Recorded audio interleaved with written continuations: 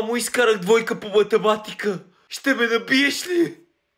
Ех, сине, ето че дойде и този момент. Сине, майчин. Какво ще ме правиш, мамо? Кажи ми. Знаеш ли какво? Ти си избери. Пръчката или бухалката? Оф, не. Нали няма много време да си избираш? Няма много време за губене. Оф, не искам. Не искам.